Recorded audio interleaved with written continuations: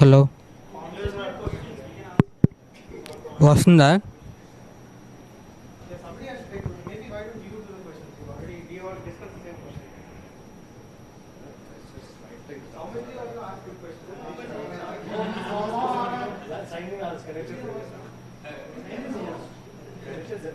Hello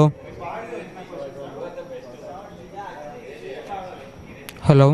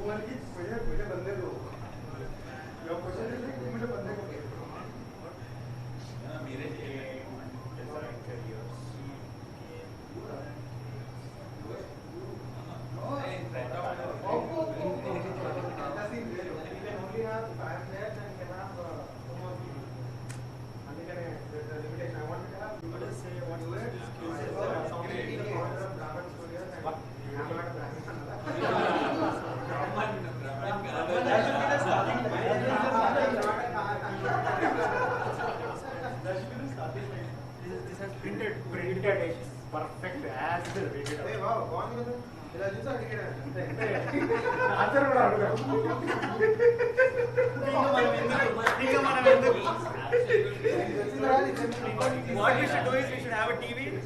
The interview is about ChatGPT giving headlines. Who understands that Brahman is a Brahmin.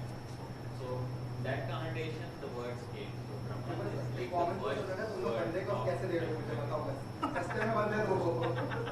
How to get some flavor and that's why it goes that name, like absolutely truthful to everything.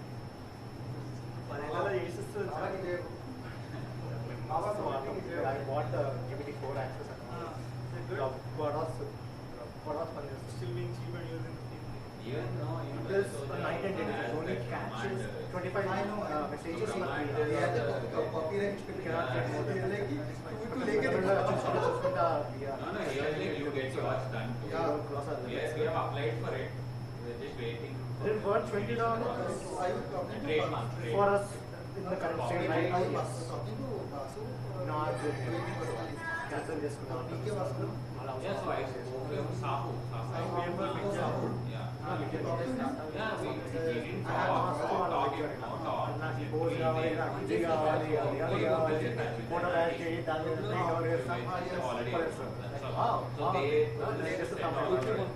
But I have to talk more because once we have the complete game finished, then we have to send all the screenshots, everything of the whole game and send it to them.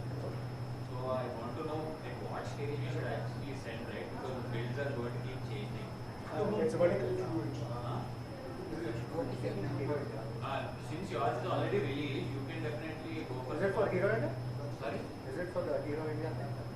No, this is about like copywriting unit. Okay, got it. For that, you just have to patent a trademark. Trademark is pending for your what do you say? IP respect? Trademarks are for names and symbols. Yeah. Copyright is for a product. Yeah, but So for copywriting, what they asked me is we give all our details, they have a form, we fill that up. Also, with that we have to give screenshots of each and every page and everything. So we have to show our whole product, right? So we have to give all of that to them. So I don't know, because our builds are going to keep changing, if we should do it right now or not, so I just have to talk with them, right? So that's one doubt that I still have. Yeah, but at the same time, you cannot like take generic concepts. and you get copyrighted also. Yeah. So again, there is going to be a scrutiny process from their side also. Usually, like kind of before the game goes cold, right? That is when they do. Yeah, basically during beta. Okay. There's a gray line because technology is patented, ideas are copyrighted. Patents are different. I know. Copyrighted. Games has creative and software development stuff. So, some like for example, Monolith Studios supposed to make Shadows of Mordor, they patented the Nemesis system, but they copyrighted anything called Shadows of Mordor. It's out now. A lot of it's 10 years. No, patent is for like 20 years and renewable up to 2 times. But it's out. I've heard that it's out. Everybody knows. Did they make it open or something like that? No, they just had like 10 years or something, and they did not renew it. What I heard. Okay.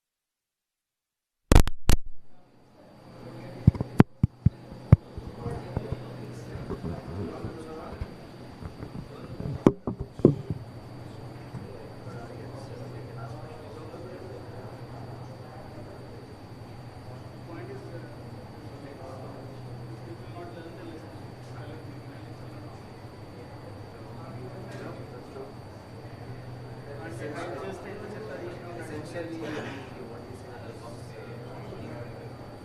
the older generation is kind of like fade away, and whatever we do now, I think it's kind of that's fine.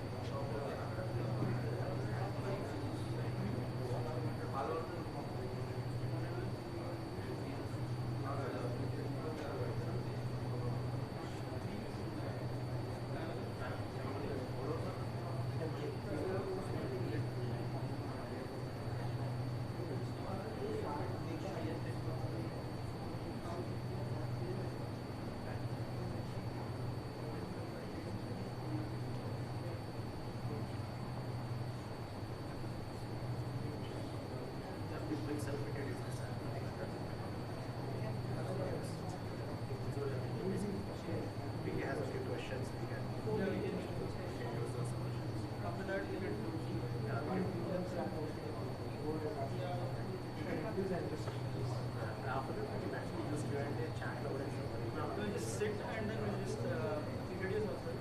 All and then I'll start the questions.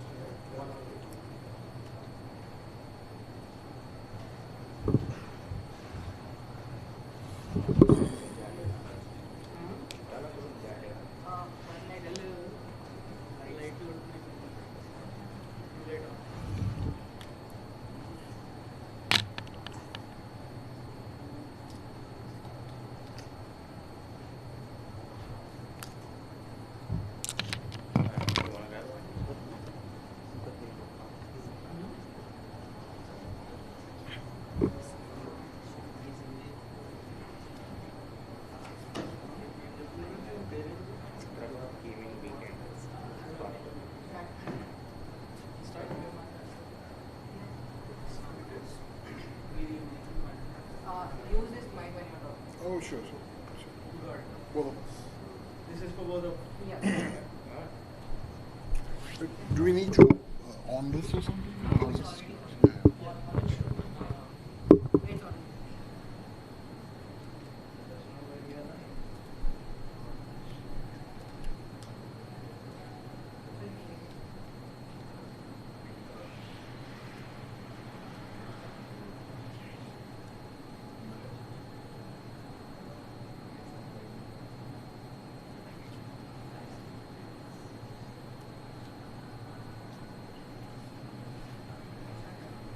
Hi guys, this is Hyderabad Gaming Weekend.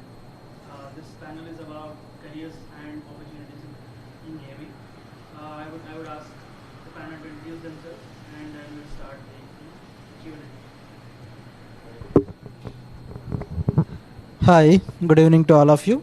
This is Balakrishna, Professor and Principal from Backstage Pass Institute of Gaming and Technology. Hello all. I'm Vaibhav Mahajan, founder and CEO of Abracadabra Software Solutions Private Limited. We are based out in Nashik, and we came up with India's first 3D RPG war game called Tanaji the Maratha Warrior. Hello everyone, my name is Keval Shankar Shes. I work as a technical artist at a studio in Austin, Texas called Games. I also work as an advisor here at an Indian startup studio in Hyderabad, and I also run my own studio called Zombie Fox as well.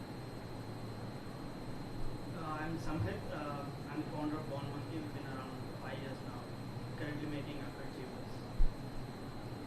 So let's start with a few questions, and then we'll probably discuss a lot about gaming in general. So the first question is, what specific skills or qualities do you believe are essential for a successful career in game design or development in general? We could start.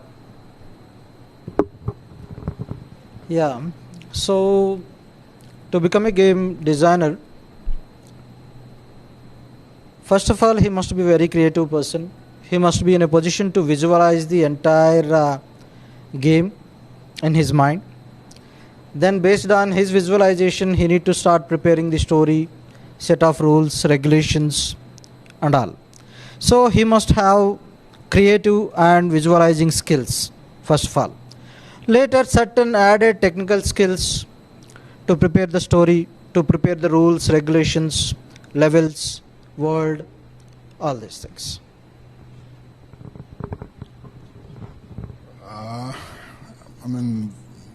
Actually, I totally understand that it's a tough challenge to have game developers and designers.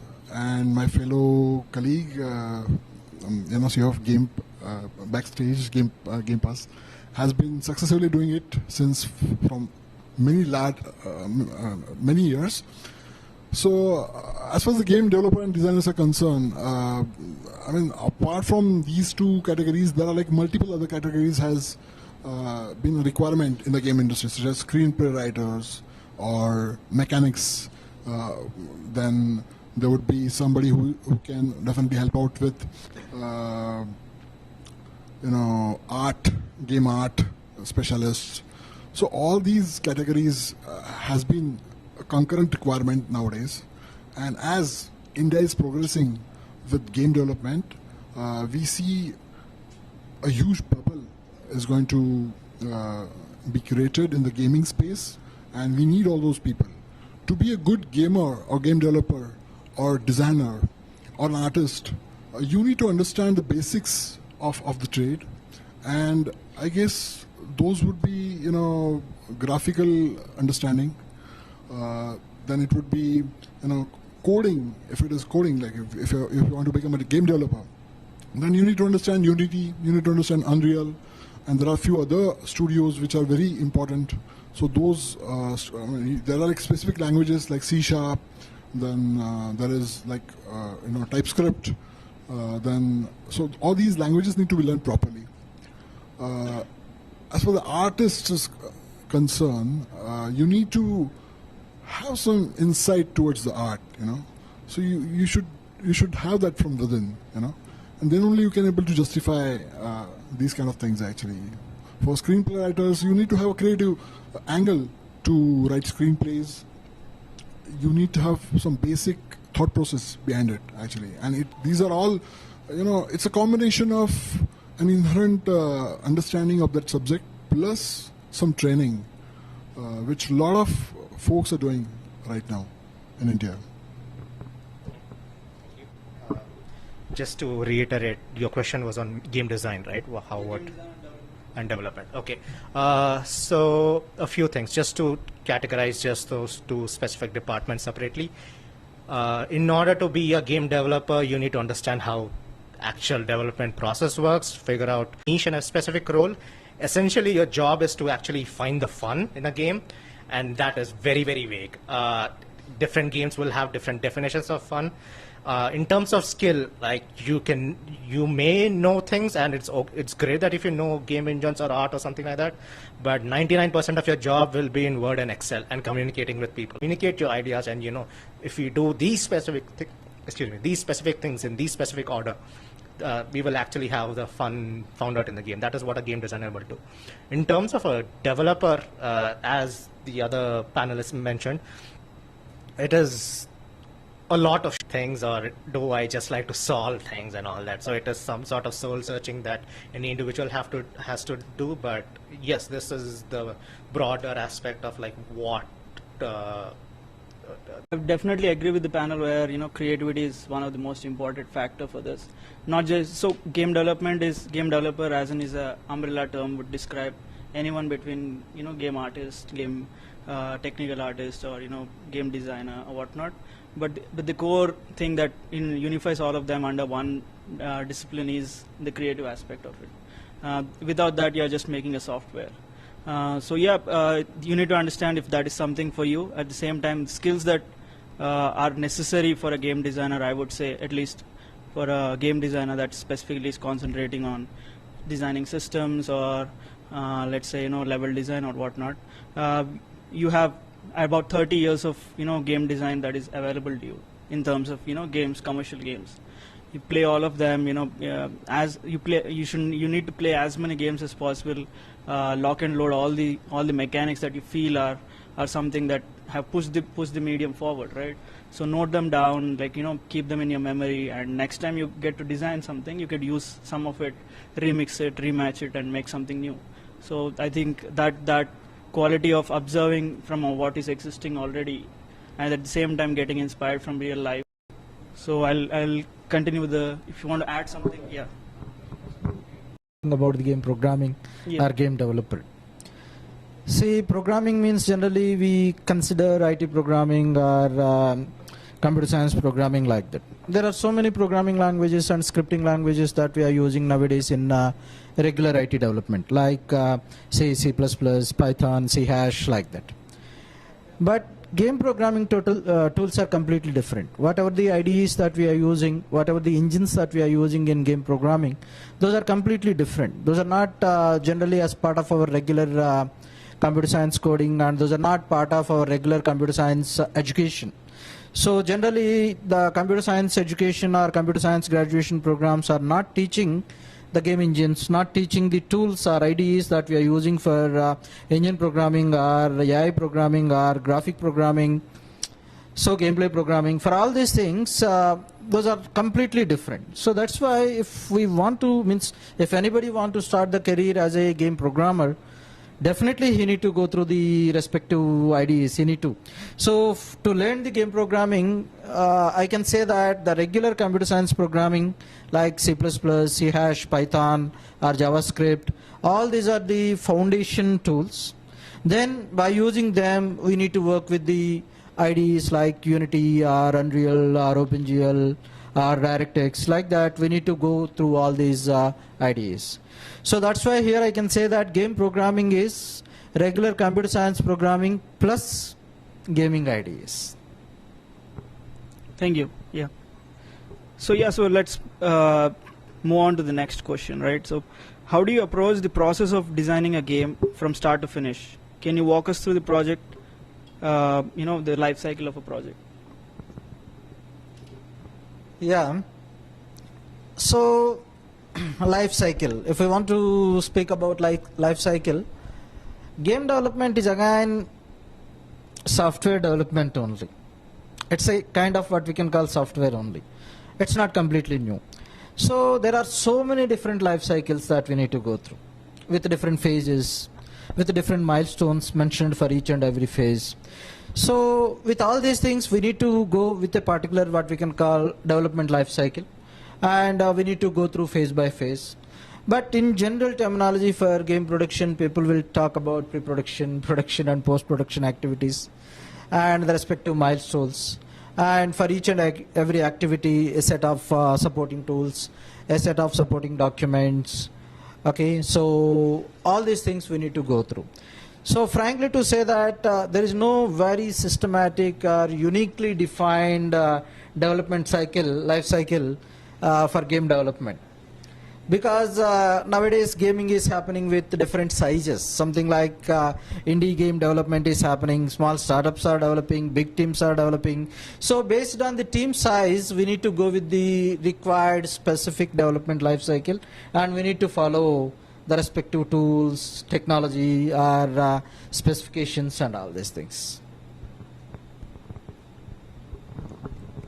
I agree with him on the life cycle of a game as such. But frankly speaking, we are a small studio out there, so we don't have rules and regulations to go after any particular product. Ours is like 1.5 gigs wala game, So we idealized that, and then we came up with some basic draft of what we want to put on that game as such. Then we came up with a alpha with basic game mechanics and basic gameplay as such. Then we started talking with potential customers because it should be a product market fit, So we involved a lot of youngsters to play our game, and they like the mechanics actually. And then we started building a story around that, and we got some time to do that actually. And we got a mixture of videos and actual gaming as a part of our game. And then we launched the alpha. We timed it right, So when Tanaji was he sacrificed his life on 4th February 1670. So we launched it just a month before that actually, so that we would get the maximum eyeballs. And that was a successful trick. So we could able to get a lot of eyeballs on our game, and then after that we timed every occasion to create a market for our game. And it has been a continuous process since then, right? Because typical gaming product would span for at least 5 to 10 years. It should. And that's the plan actually, and we are trying to publish it on multiple platforms so that even desktop audience should understand or should play our game. And likewise, we're trying to see how can we scale it day and out. And there are multiple features we're trying to take inside the game, such as Web3 aspects. We have been tied up with Tezos to have NFTs selling through our game actually. So typically, it differs, life cycle differs for game to game. So we can only share our story, so this is what we have done. And maybe it's not the best possible way, but yeah, that's the way we have gone through.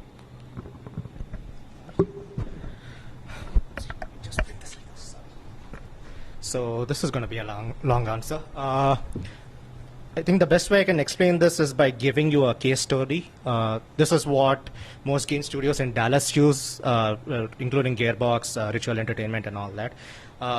Essentially, the idea comes like, for example, let's say you have a creative director or an executive producer saying like, hey, I want to make a racing game. That's it. Basically, all right, teams start jumping into it. What you have, the first milestone there is something called as flash hack. It essentially is take whatever stuff you want, slap it into the engine, do whatever you want, and find the fun. All right, this goes on. Think of it like a high-paced game jam, but it goes on for 2 days. And you find something, and you scrap it. Then you do Flash Hack 2. Then I was like, oh, let me find this. Let's try to make something like Super Mario Karts and all that. This seems fun. Scrap it. Let's Flash Hack 3. Let's do something like you're flying in an ethereal space or something like that. It's still a racer, right? It still fits the genre. Okay, this feels good. Slap it. Afterwards, you find, okay, this thing works in the previous Flash Hack. You go through an entire retro process. Okay, this thing works, this thing doesn't work, let's fit this and all that. Then the game designers actually work on okay, what exactly are we making? In the meanwhile, the engineers are actually working on a milestone called as POCT, which is called as Proof of Concept Technology. The idea is you figure out which version of engine you're using, which version of Substance Painter, Max, Maya that you're using. Are you using Houdini or not? Like how the pipeline is going to be. Do you want to set up a batch Python scripts? How your nightly builds are going to work and all that. You figure out the actual technology and you lock it in place. You do not update it until the game is out there yet. So if the director decides okay, we need this game out in 9 months, okay, we are not updating our engine, even though the new version of Unreal is so great, we are locking it. This is the main idea of it. And the artists and the engineers actually figure out what exactly are we doing in this piece of POCT milestone, which is the proof of concept technology.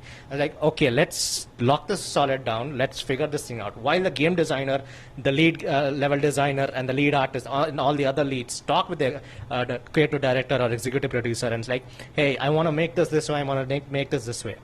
So in our case study, our game designer came up with hey, let's make a Mario Kart kind of racer game, like how the executive producer want, but let's make it in the realm of Toy Story.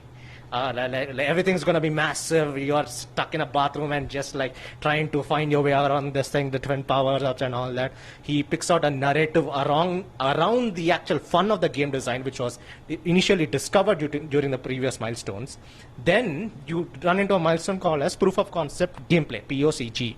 The idea of this milestone, long story short, is finding the fun, or rather, since the fun was found out, you coherently gather individual bits and implement it together to have, hey, this thing works. We can actually implement it, and we can this can be a fun gameplay for a longer this thing. This will go on for a month or two, depending on how the producers break it down.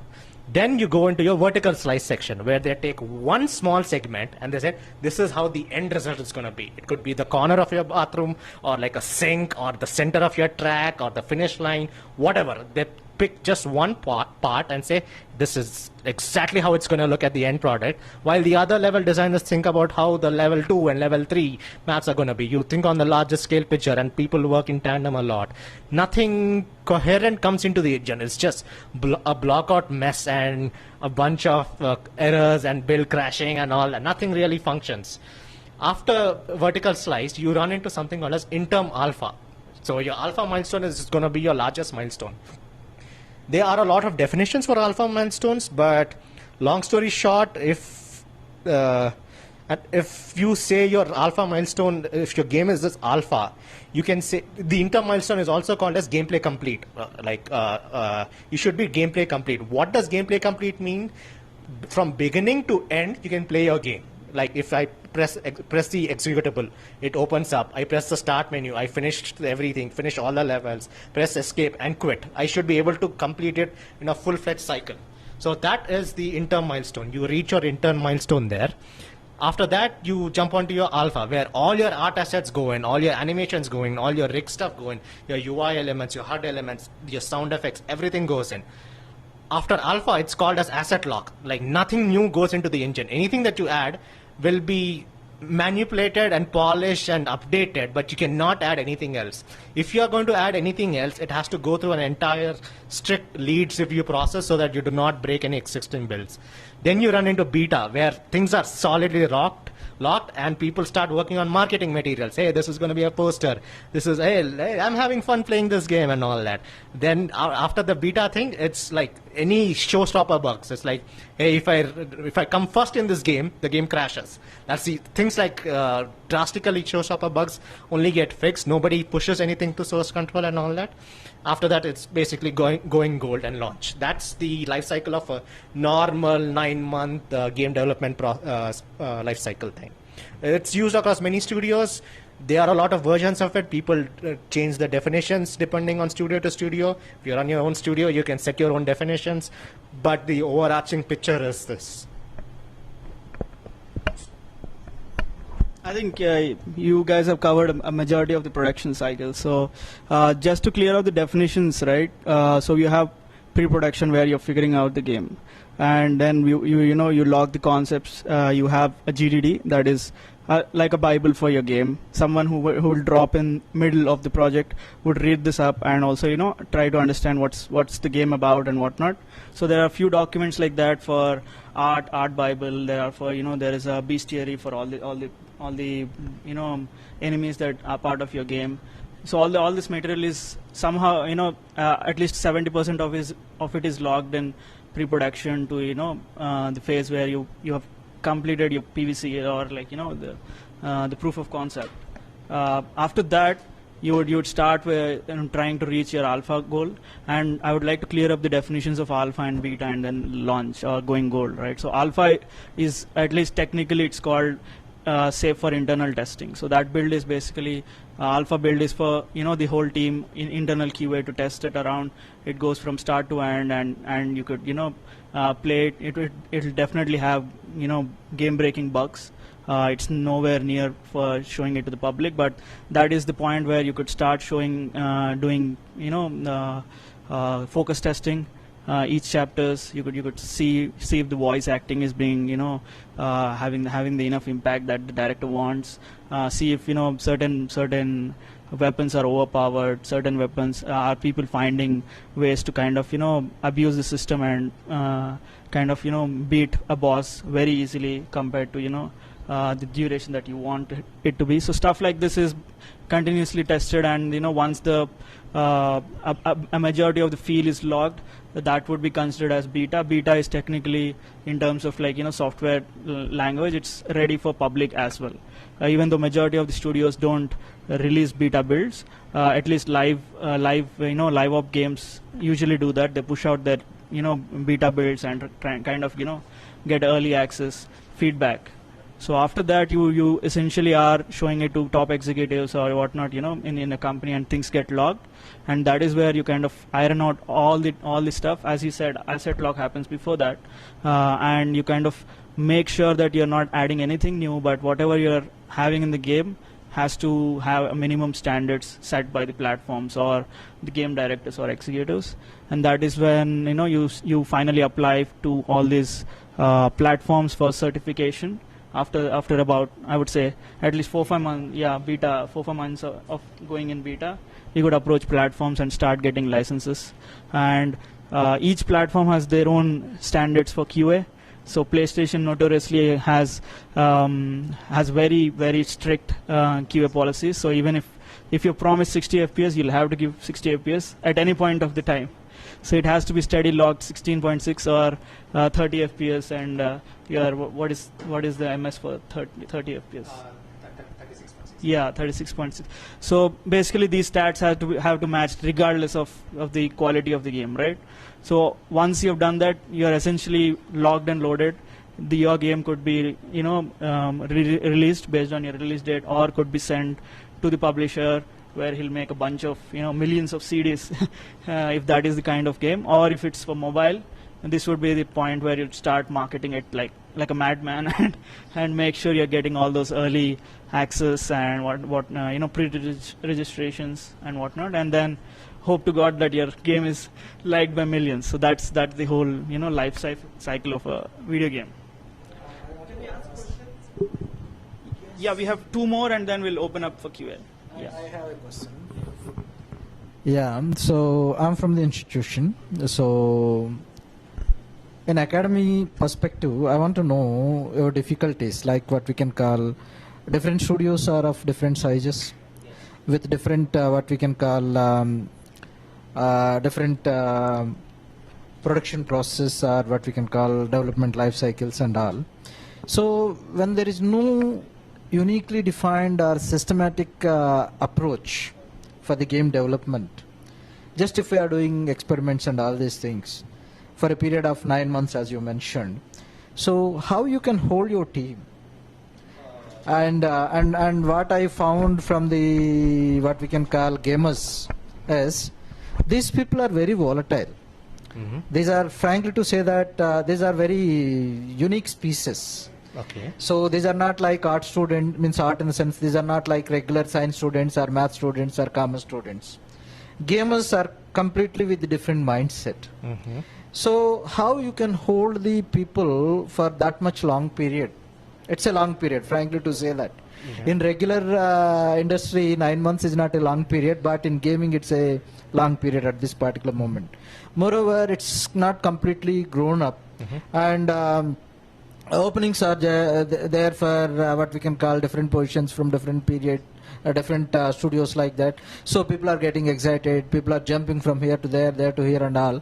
So in that particular case, how you are sustaining your team is one thing, and at the same time, if there are disturbances in the team in the middle of the development process, how you are managing that?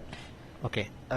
So just to reiterate your question so that I got it right, your question is, since the game development life cycle is so large, how do you keep your team in sync to avoid issues? How do you let them, make them stay on your team and not leave your team, right? If they leave. If they leave. If they leave, Uh-huh. how you are going to what we can call if new people comes? Mm-hmm. Because every studio is having their own style. Every Yes. studio is having their own life cycle and all. Mm-hmm. How you are going to train them again?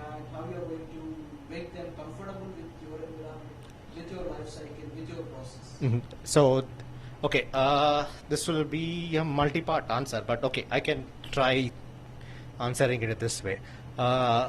If somebody leaves your team, like let's say if I'm running a big studio of like 50 people, and somebody leaves me like 3 years later or something like that, but it takes 6 years to make the game. If I do not take that into consideration while running my studio, that somebody is going to leave me, and that hurts me, then yes, I am doing something wrong. So definitely, it's my job to consider backup plans for backup plans for backup plans, in case if they leave, in case they do this, in case if they do this. So which is what I do, which is what my coworkers do. Everybody has backup plans for backup plans for backup plans. Always go 3 levels deep.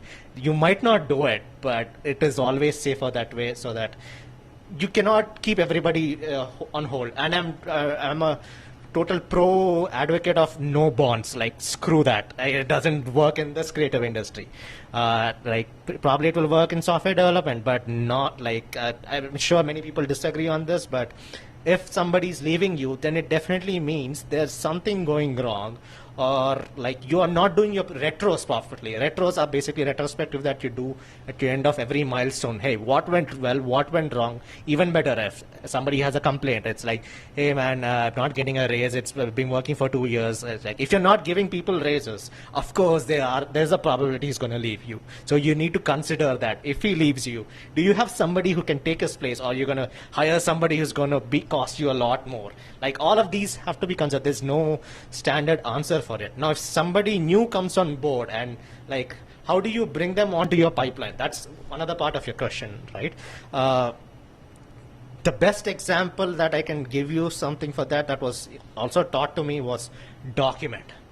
Document the hell out of things. Like, it's tedious. It's not something that people look out for, but you cannot spoon feed everybody. But you can tell them, hey, this is our wiki. Just spend a week on it. Just read through stuff. This is how our pipeline works. This is how we approve things. I mean, if you apply for any, submission guidelines for any store, like, you have to read their documentation.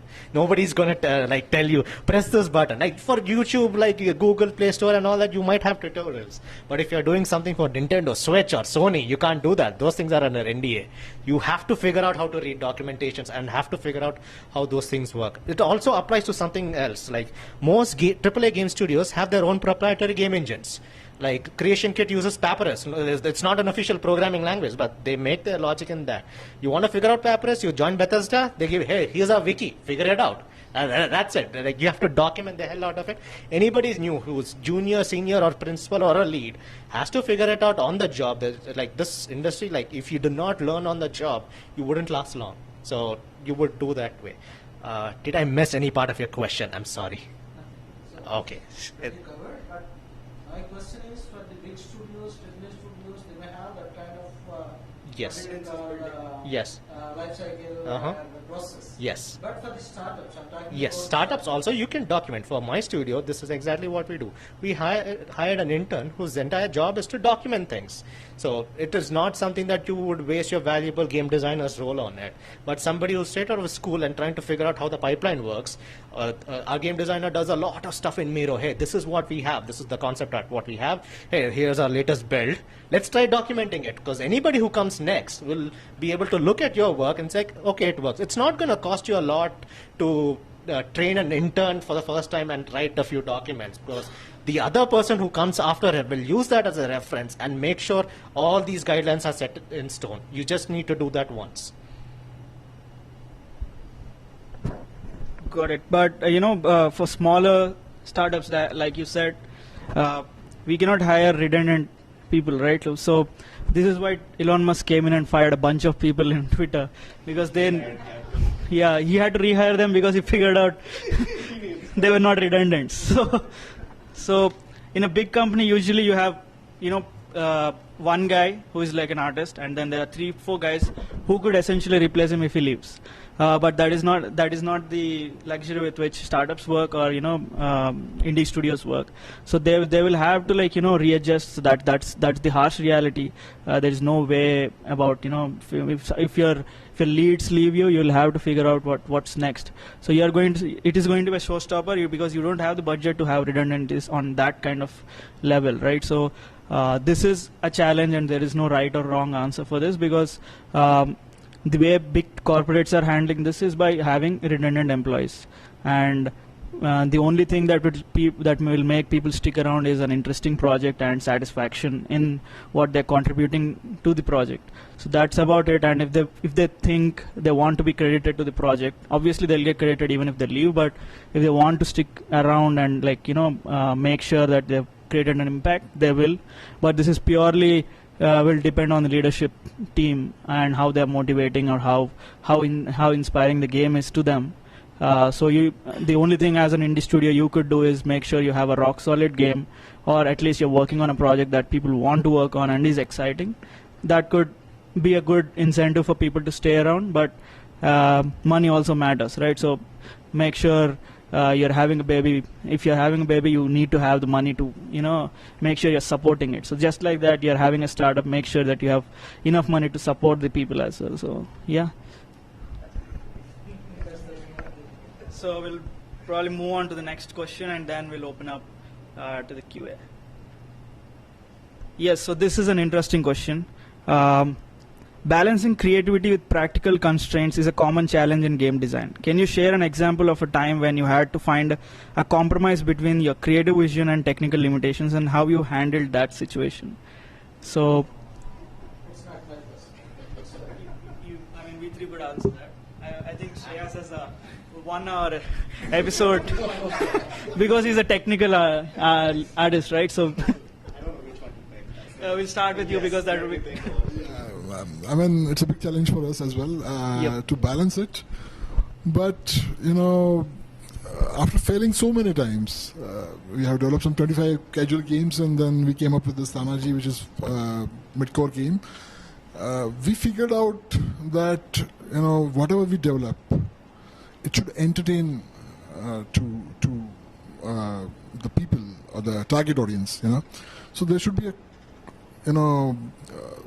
product market fit for every feature which we will be developing inside the game.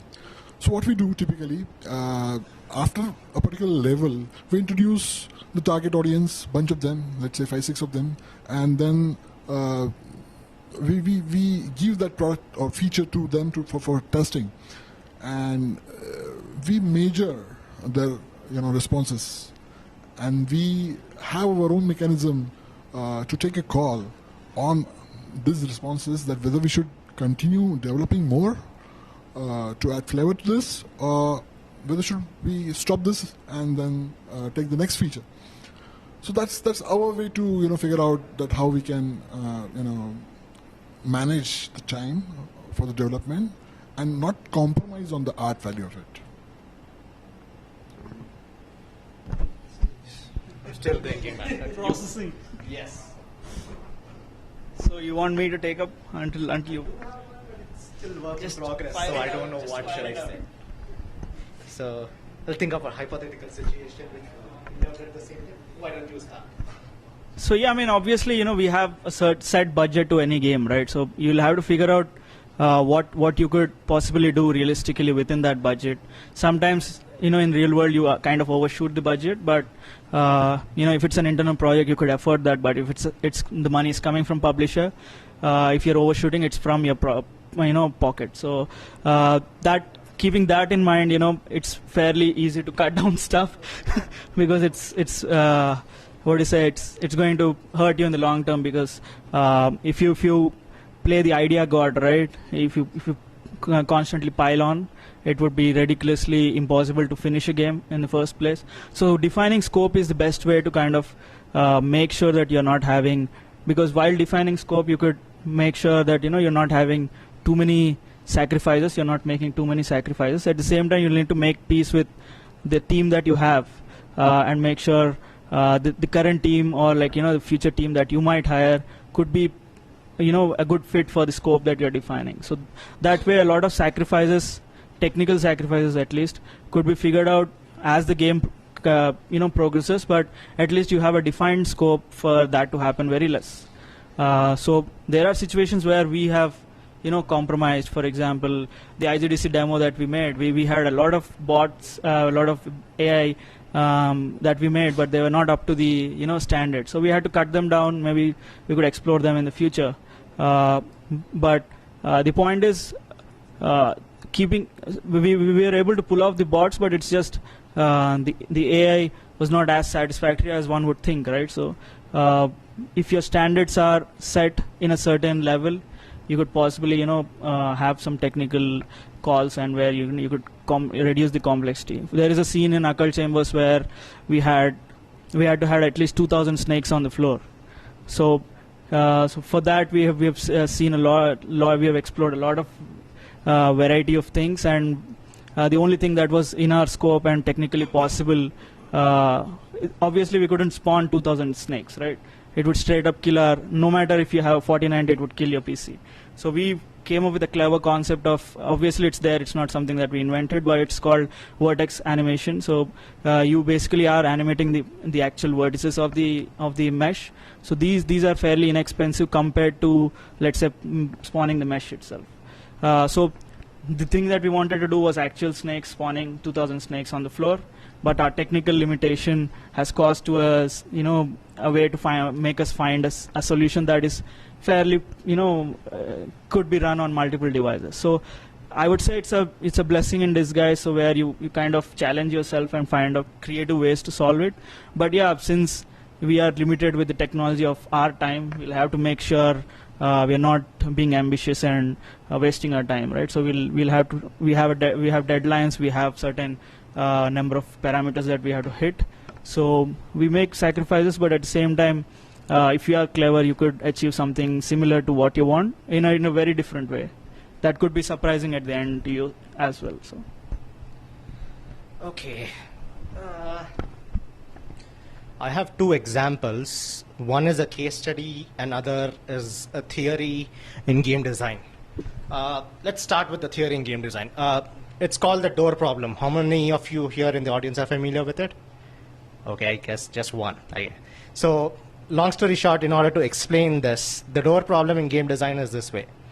A creative director comes in and says like, hey, I want a door in the game. I was like, okay, fine. That's nice. Okay, the 3D modeler is like, I'm going to model this door. Nah, okay, nice. The texturing artist is like, I'm going to texture it. Okay, nice. The audio engineer is like, you know what? I want to make a sound effect when the door opens. The programmer is like, hey, I want to make sure that you can actually interact with the door when you open and when you close. The AI programmer is like, well, what will happen if AI interacts and closes? What will happen if the player interacts when the AI tries to interact when it opens and closes? Which sound should it play? Like the other audio engineer is like, you know what? I can make a sound that you can hear it from a distance if you turn away from the door when you interact. Then you have Direction. Yeah, with direction. Like, what about physics? If I put a grenade on the door, do you think the door will open or not? You see, every one thing that you try to add in the game, it spirals down into dominoes of problems along the way. So, in order to find a right balance between creativity and like technical challenges, it's like there's this motto that I was taught to me by my professors.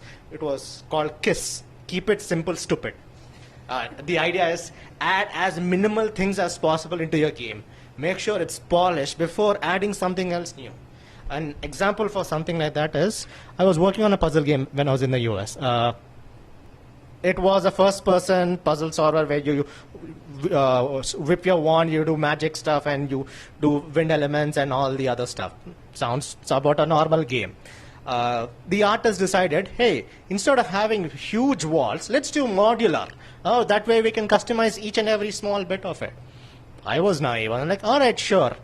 Then we realized we want a large surface area. So how do we do the walls? manually clone every single one of those, and you duplicate things, then you gradually select them.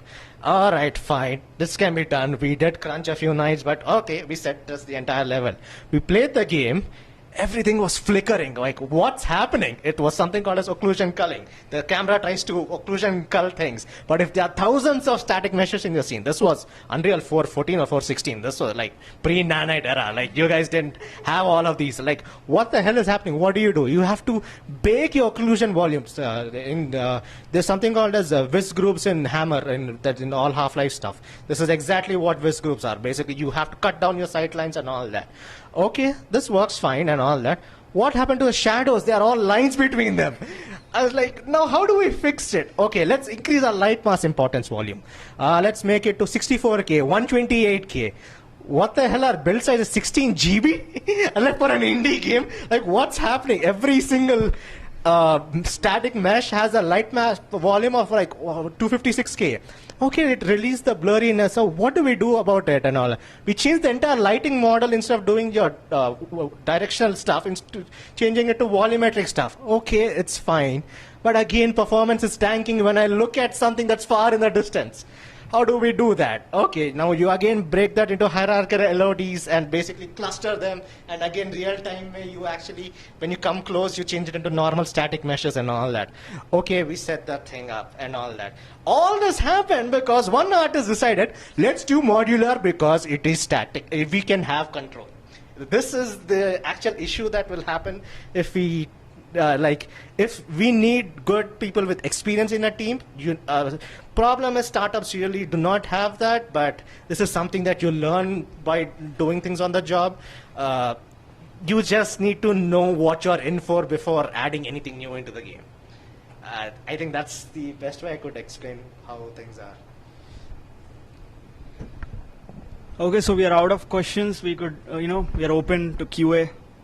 So I have a question, sir. It's for Bala sir. So basically, in India, still gaming is like parents. Basically, for parents, it's like time waste, time fasting, and of course, many students are willing to come into gaming. So how do we convince parents? That's a main primary issue I see nowadays. Adding to his point, let's classify two different types of gaming that people can do and have their interest. Understand our situation when we started in 2010. Okay, so in 2010 when we started the gaming college, even mobile games were not there. Games means only PlayStation based games or PC based games or some games we use it to play on Facebook, something like that. So at the time when we do the marketing, sir, I'm very much interested, please talk to parent. Please convince them. And when we call them, simply they used to say that, what are you talking? We don't let our kids to play the games. How dare you ask us to let them to do a gaming course? We started with that kind of situation. And we struggled a lot for the initial 4 or 5 batches, almost up to 2016, means almost around 4 or 5 batches, 3-4 batches something. And till then, we also don't have the solid answer to answer them. Because everything is assuming, it will be like this, it may be, it's something like that. But by seeing the achievements of our first 3-4 batch students, by seeing their success stories, by seeing their placements, then if some parent is asking, then now at this particular moment, confidently we are able to convince the parents by saying only one thing, that if the student is interested, if the student is passionate about gaming, it's a super one. Career opportunities are good. Now I am able to give the stats to them. No way the engineering stats are comparable to gaming stats at this particular moment. Engineering jobs are more, but how many colleges? How many lakhs of graduates are coming, comes up, ask about the placements? I can say that an engineering graduate or some other graduate can start their career only after the completion of their graduation, after getting the certificate, after having 3 to 6 months of training. Those are able to work on the project, but my students are able to work from 3rd year, 2nd semester. So if we make the education in gaming like again a traditional kind of education or something where just teachers can teach based on the experiences. They can teach with applications. They can teach with practicals. Very confident. If I have a student, first my question is to the student that are you interested? Yes. In which domain? Means like whether you are interested in art or design or programming or yeah, we are. And I can ask my set of questions to know whether really he is interested. Because many of the students who are coming and who are saying that I want childhood, then I used to have my set of questions to assess. Then if I feel that student is really interested, then I'm having my own documents, I'm having my own stats to convince the parents nowadays and to explain them about the industry and to show what we can call everything now with evidence. We are not telling anything by assuming. We are telling everything with proof. That's the way how I am doing now. But in 2010, it's almost something like every day we used to have scoldings from the parents. Some parents, once I was, he started shouting on them, scolding on them and all. Then those are unable to handle and they called me. I also tried to convince, but he didn't to join in my institution. So I'm not asking anything. If you want, you can join. Otherwise, just go. By saying that, for my lunch, I came to my office. He came quietly to my office, filled the application, paid the fee, took the admission, and just went out. Not even a single word. Okay? Now he is working in EA. Oh. The student is working in EA. Now the parent is so cordial with this. But at that time, that is mainly in south side, convincing the parents who are with that Hitech, MBBS in mind is very. But now it's so. Okay, I'd like to add a few things, like all like super points. You answered most of it. One thing you should probably convince like your parents or whoever, maybe not, maybe yes, I don't know what's right or wrong. So let's figure it out, Bolke and all that. Now everybody wants to become a Shah Rukh Khan or a Tom Cruise. That's exactly what the state of this industry is. And in order to convince anybody, you need empirical proof. And guess what? This empirical proof is available. Just go to stateofgdc.com and download the actual report. You'll understand that this industry earns more than movies, TVs, and music industry combined. So there's reviewed by other people in the industry. And like, if that doesn't convince them, then I don't think anything else will.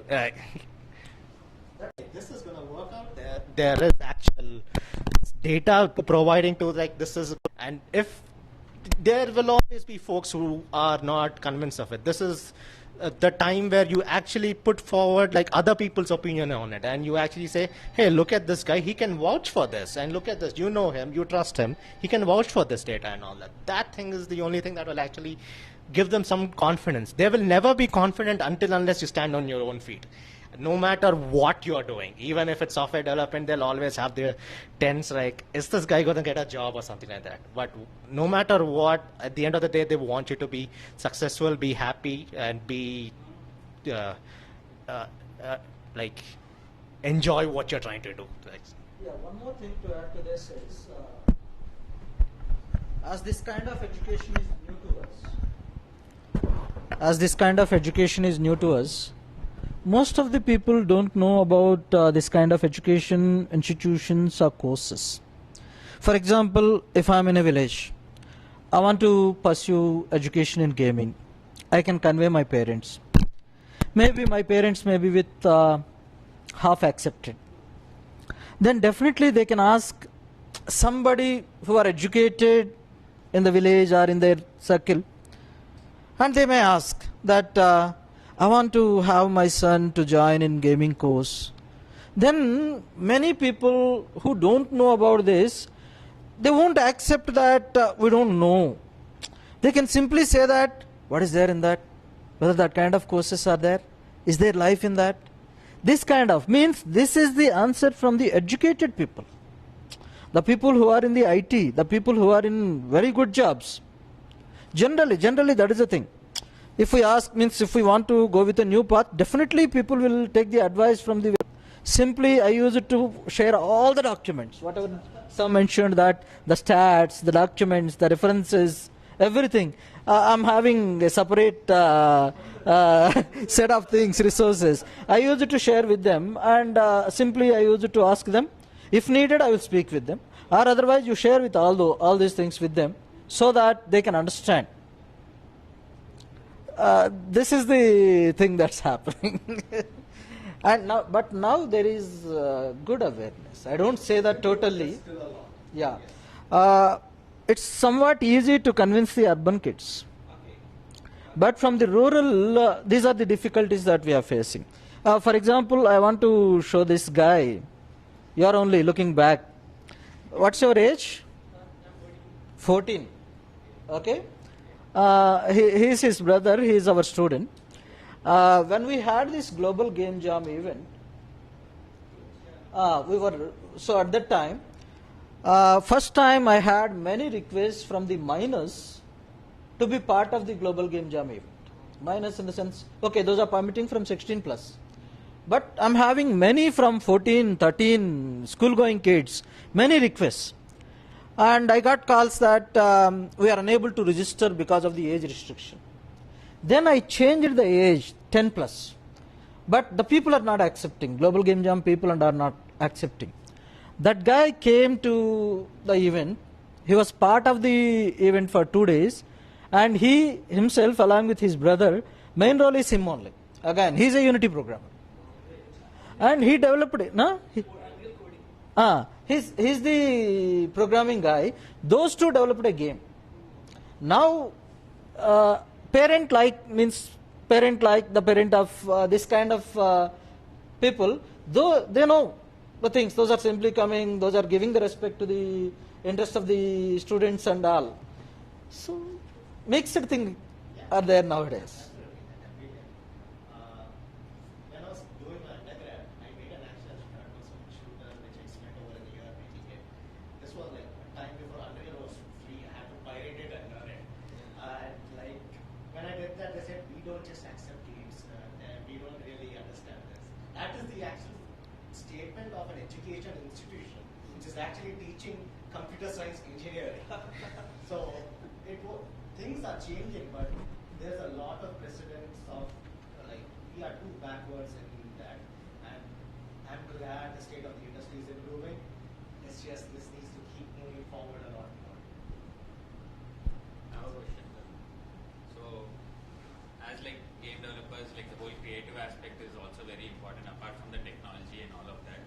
So creativity comes from inspiration. Like we get inspired. So most of it is like we have to play games. So if you want to make games, so if you want to make films, you watch films. If you want to play games, you play games. So like how much as a part of an institution giving to your students like games. So like a lot of students would come like with the craze, right? Maybe their parents themselves see the craze and they just want them to push them into gaming. He doesn't know what he wants to do, or like he's just fascinated, he just wants to get into gaming, but he still has to find a center, his inspiration of what, and that only when he gets connected to a game he does that. So like how much are you pushing them to actually play games, right? Like what is your curriculum? Like is there a part of your curriculum that you actually make them play games, push them towards games? Yeah.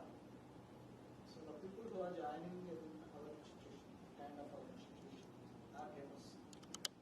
Core gamers, no doubt in that. So at the very beginning in 2010 when we started, we had a separate game launch. The reason is at the time games means only PlayStation based games, PC based games like that. At the time the entire game launch is always busy. We had less students, but classrooms may or may not full, but game launch is always engaged. But once these mobile games came into the picture, now everybody is having phone. The phone itself is a game launch for them. So now these people are playing games like anything. If we see our hostel students, for example, outstation students who are staying at one place during the night, if we go to the hostel, if a new guy enters into the hostel, it's something like a den. It's something like these people are with headsets and they don't know how much shouting those are making. And we used to get the complaints from the neighbors that what these kids are doing during night, those are screaming, those are shouting, those are creating so much noise and all. So now we are having game launch again. We are having game launch. But frankly to say that many people are having their own consoles, their own PlayStations, their own sophisticated PCs. I don't know how many are very seriously using them for education, but 100% those are using for playing games. And as part of our curriculum, we are having certain subjects to explore their ideas, to what we can call improvise the existing games, to review the existing games, okay, and all. And at the same time, we are having our in-house incubators. 2 incubators are there. We are having our in-house incubators. Those incubators are to explore the ideas of the students, to polish them, and to make them comfortable with the required infrastructure support, mentoring support, and all. So we are encouraging. It's not something like we teach, you listen. No, it's very interactive, and we can encourage our students like anything. That's why only starting from our first batch was started in 2010. They entered into third year in 2013. Starting from 2013 till 22, in every what we can call competition, maybe from IGDC or Casual Connect or Microsoft Imagine Cup or Global Game Jam, whatever, almost in every competition our students are with winners or runners from every competition. We are encouraging them like anything. So many good concepts and all. So just to continue off with that question, like, so what was the reason in the first place that you actually started a gaming institution way back in 2010 when like times were really hard? So like, what was your vision? I'm not the founder, frankly to say that I'm an employee, but I'm there in backstage pass from the very first day, heading in the same position. I'm the principal and professor from the very first day. It was founded by Mr. Surya Prakash. He's younger than me. At the time, he's around 22, 23, that kind of age. He's a gamer. And he went to Vancouver. He completed his course there. And then he came to here to establish a game studio. Okay, while coming, he came with 2 UK citizens, 1 USA citizen, and he. All these are from Vancouver. They came to here.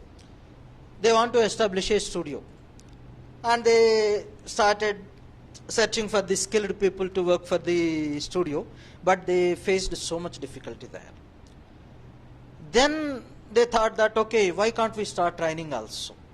But at that time, those are not into this kind of graduation or lengthy programs. Okay, why can't we start short-term courses? With that idea, they established what we can call institution. And this name is also something like a peculiar name. Backstage Pass is somewhat peculiar name. It was suggested by those USA and UK citizens. And they started.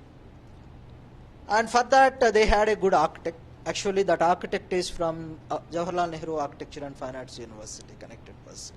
They came to know about it. That university was divided from JNTU in 2008. And those are looking for expansion, because that's a fine arts and architecture university. Those are looking for expansion. They came to know that something is happening like that. Then they offered the affiliation or collaboration at that particular moment.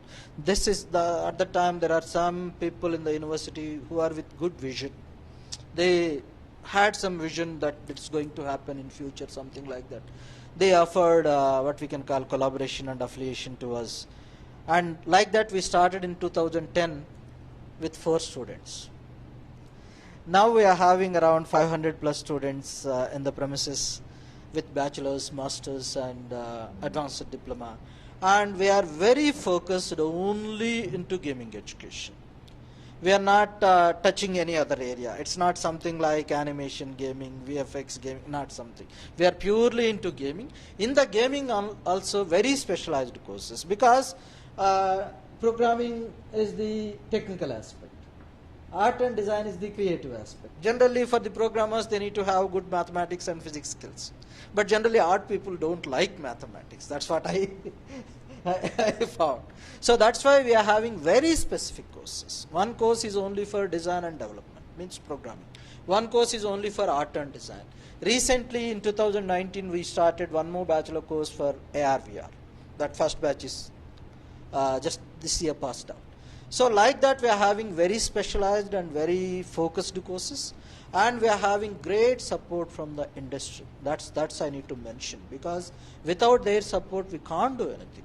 In order to starting from the beginning, starting from the structuring of the course structures, preparation of the syllabus, and helping them for mentoring, because industry is looking for the skilled people. No need to a person to come to us to teach, because those are having good pay, their area of interest to work in the industry. But the industry people are asking, sometimes those are requesting their own employees that go deliver some content there, teach them. We need to, at the end of the day, we need to hire them.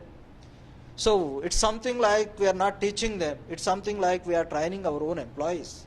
In that way, the industry is really supporting us.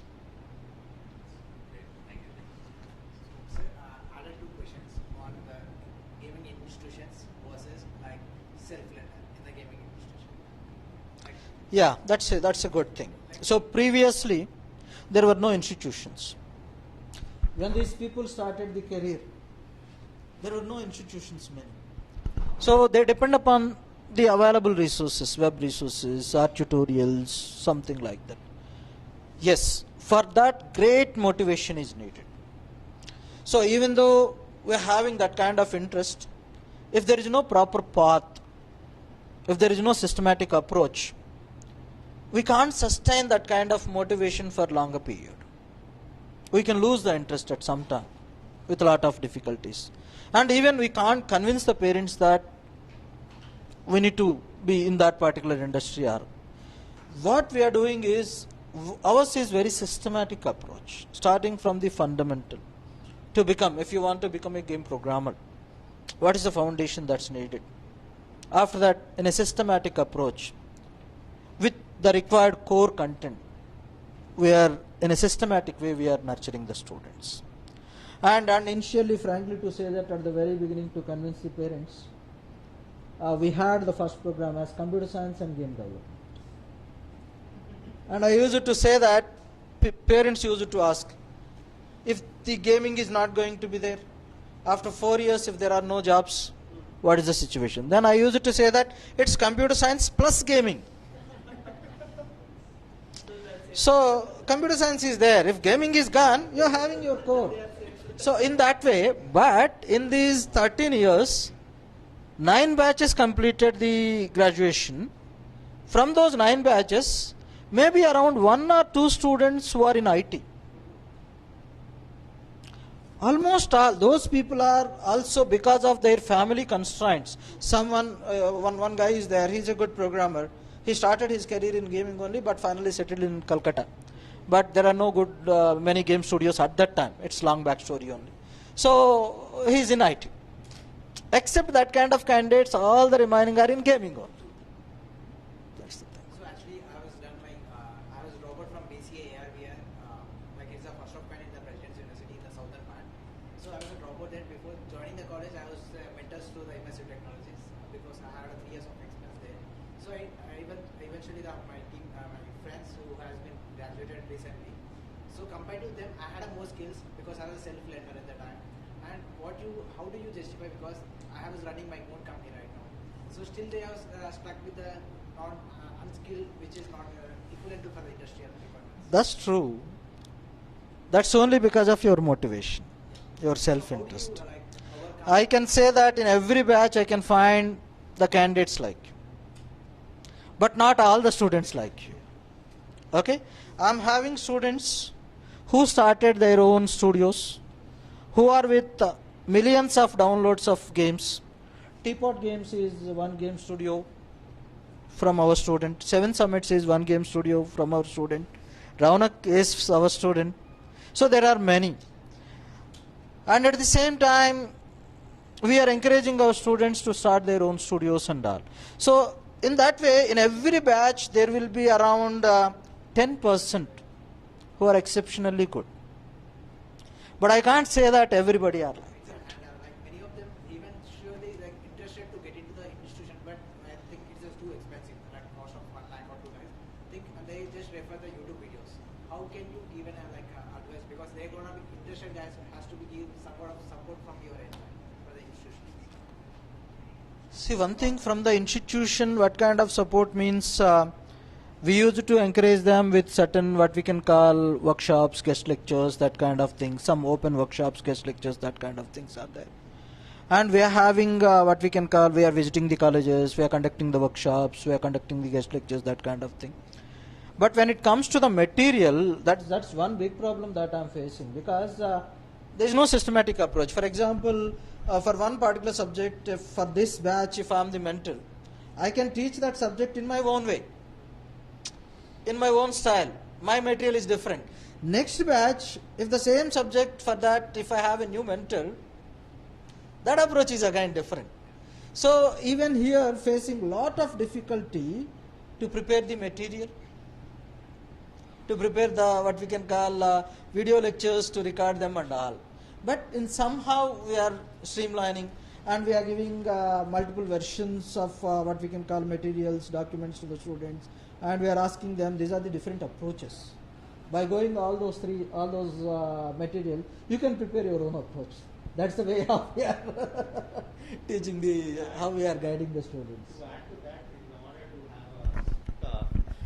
that, To add to that, in order to have a proper approach to teaching this, in game development, we use, when we are actually setting our milestones, we use something called as conditions of satisfaction. It's like, what does it take for this milestone in order to be completed?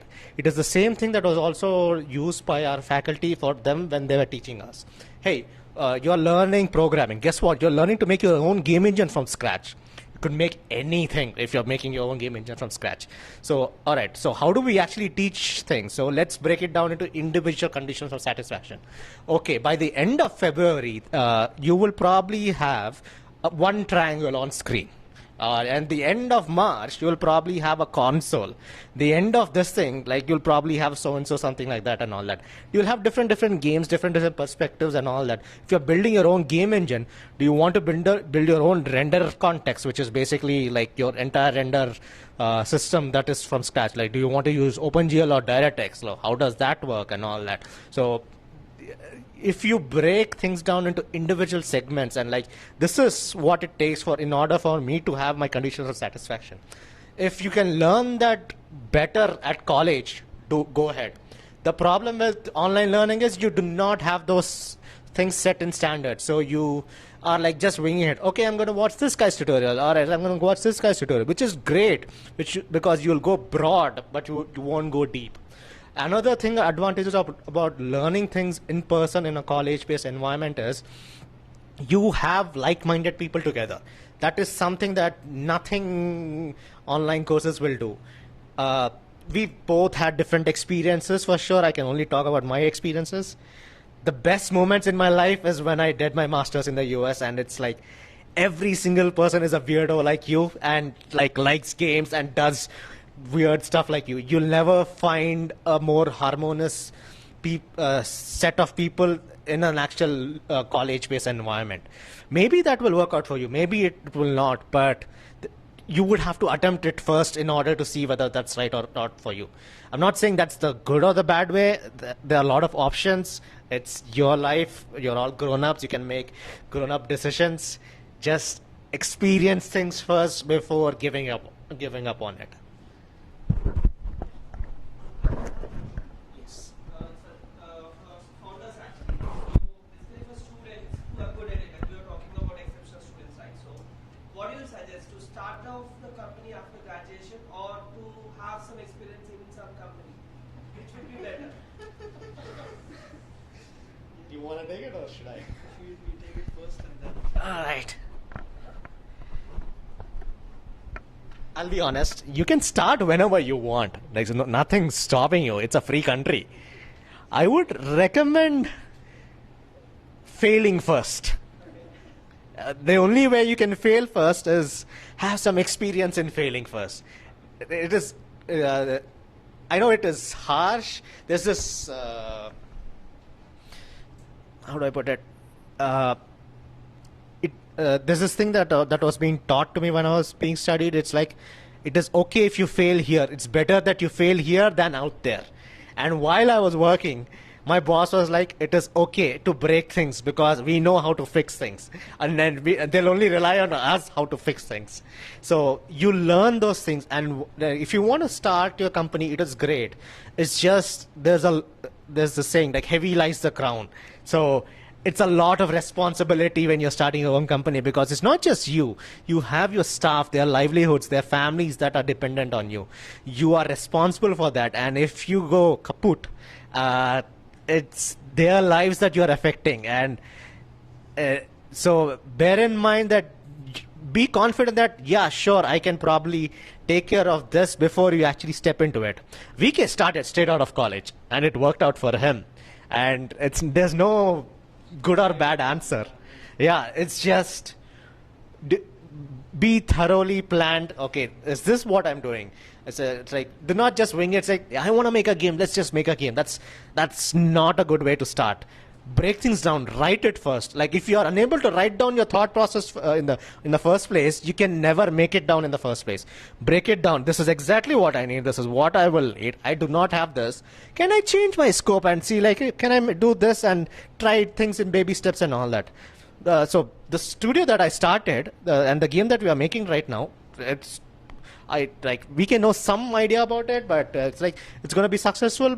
Maybe or not, I don't know, but it's not the game that I wanted to make when I started the studio. This is just the first game that I know that 2 games afterwards I will get to make the game that I want to make and all that. So think as your dream as your last option.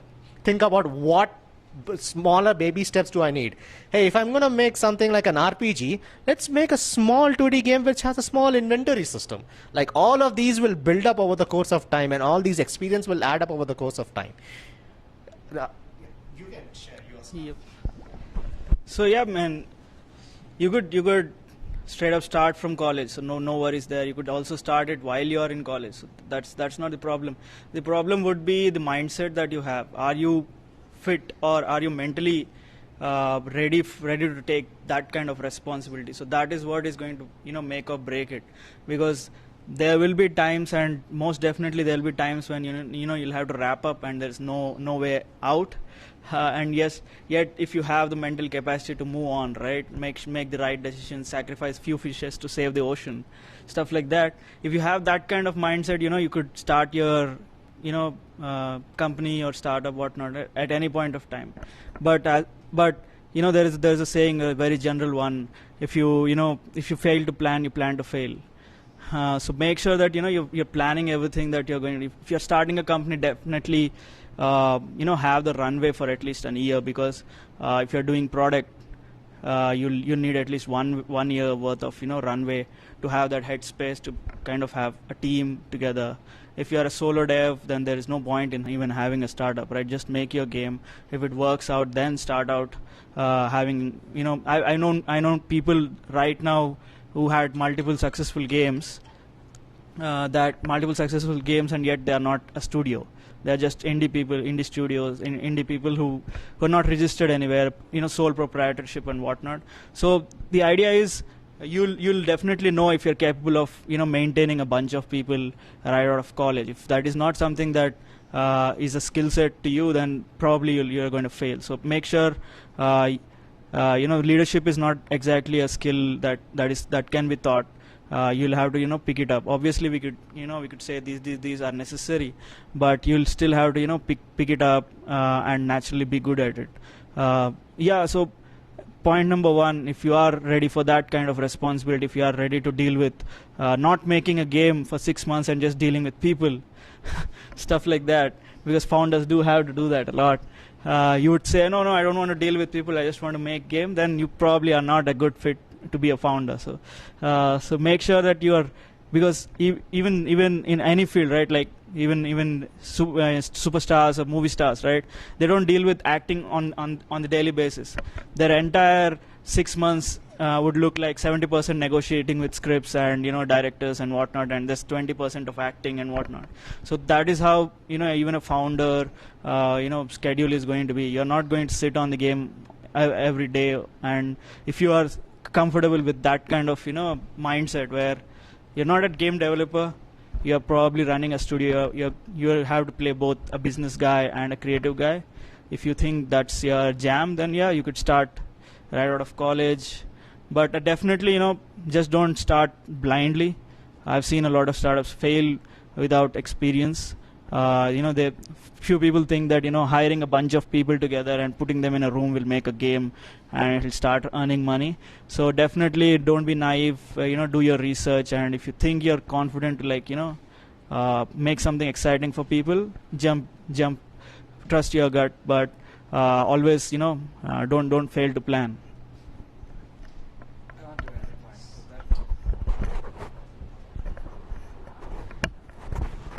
So I saw many students of us who started their studios while pursuing the course in their second year or third year, did all the experiments.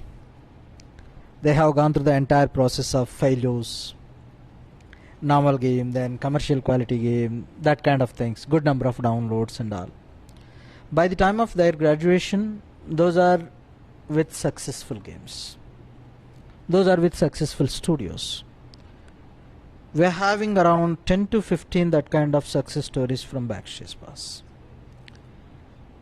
If they start developing the game, means we are encouraging them to register their studio. It's not costing much, but they can have that proud moment for them that it's my studio. Many people can register their studios, but there are some people who are able to continue with them. Yes, and another thing is, during the course, if you start that kind of journey, there will be no pressure on you. Suppose if you are doing your second year or third year, if you develop a game, whether it is good or bad, whether it is with good number of downloads or not, successful or not, but everybody will appreciate because you did something. You started learning. There may be some failures. For next game, definitely you will do some betterment like that. Suppose if you start experimenting after your graduation, you need to answer many people. Parents, okay, we may convince the parents because those are with us, we can convince them. But what about the neighbors? What about the near and dear? Everybody will ask what you are doing, what you are doing. We can't face it. That's a big problem. Because of that, some people, even though those are having that in mind, those are compromising. Those are doing the game development, or those are having their own studios, doing the work in the weekends, but during the weekdays, working for the sake of family or near and dear in a regular job. So that's the thing. But if you have that kind of idea, and if you start that early during your course of study itself, you can cross all those hurdles during the course. Then you can come like a successful entrepreneur from the college itself. So I saw many people like that. There are so many success stories like that. Just to add another point onto that. Yes, you'll have a lot of friction between whatever when you started, like your parents or your family or something like that, and you would have to deal through it for sure. This thing that said, like, if you cannot deal the criticism of your parents, you cannot deal with the criticism of your neighbors. If you cannot deal with the criticism of the neighbors, wait until you hear from the criticism of your boss or your supervisor. If you cannot deal with the criticism of your boss or your supervisor, wait until your game goes live, until somebody, a fat Reddit guy, starts commenting on your game, saying, this is a piece of shit, go kill yourself. That will hurt you. So be prepared to brace those negative things. So it is part of the job. If you are very sensitive to those things, wait, gain some experience, gain some hate, do some like stand-ups or something like that to gain some confidence, then start. I would like to add, see, entrepreneurship in India has becoming a fashion, you know. I mean, it's like everybody wants to be an entrepreneur, and it's more of a fashion nowadays, actually. But there should be a lot of thought process behind, what we want to start, whether it has, appeal, or, I mean, have you tested the idea, first of all? And how many, people have tried your product or game? So it all depends on what is the idea. If it is a product market fit, have you tested it before? and of course, how can you manage the show? So it's not a fashion. It's more of a pretty serious thing you're going to enter into actually. So you have to have a lot of responsibility to sell further. So I mean, take it seriously. Test it first. Start small. There is something called Google Springboard. Where you can Google Springboard, right? Right.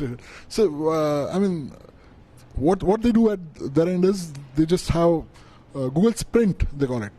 So in Google Sprint, you can identify, let's say, 5 potential customers, and then you can show the screenshot of your possible product, and then you can analyze.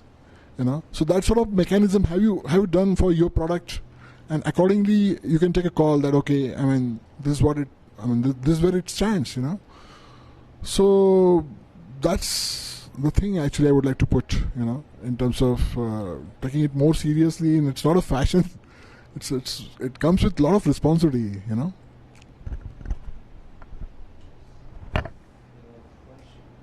questions? Yes, sir.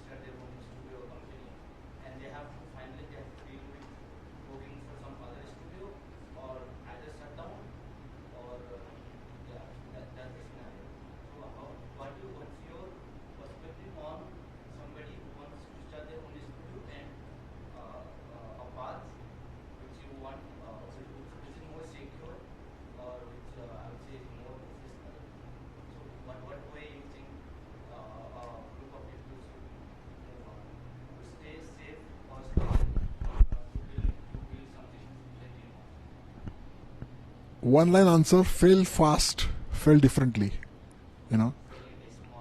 Yeah, I mean, like you mentioned, actually, you have to fail first, right? And then only you can understand what exactly can go right. So you have to fail multiple times with multiple agendas, with multiple aspects, and then only you can understand that what can be the right, So fail fast, fail differently.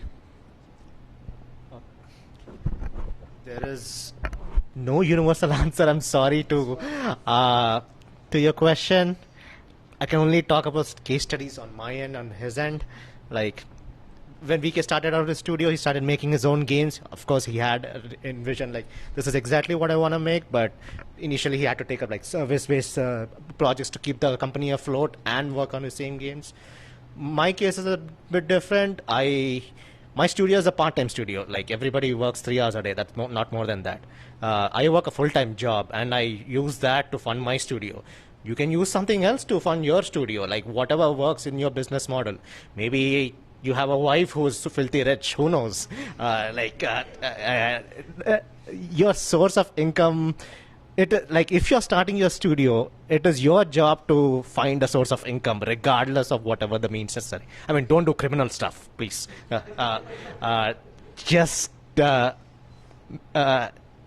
idea is like find whatever ways to make the company afloat, but do not lose your employees in the process. You brought them on board with a particular vision in mind. Hey, we want to make the next GTA. All right, what are we making? Next Flappy Bird. Why? Because this puts food on the table.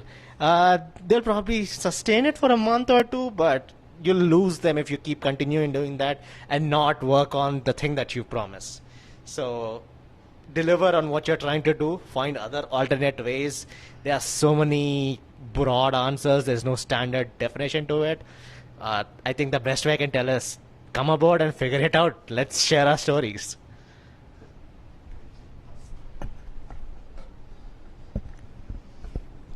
Yeah, so starting a studio in the right way, there is no right way to start a studio, but if you're talking about financials, right, as I said, you'll need to have a runaway. If you're having a baby, you need to make sure that you have money to make sure that you're supporting it.